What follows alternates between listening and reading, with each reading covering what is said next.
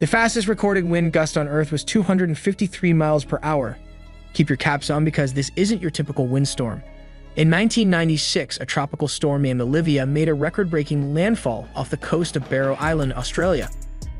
Olivia's eyewall produced 5 extreme 3-second wind gusts, the peak of which was a 253 miles per hour gust, according to the Weather Channel, breaking the previous wind record of 231 miles per hour recorded in Mount Washington, New Hampshire in 1934. Subscribe to FactGenics on YouTube for more information like this.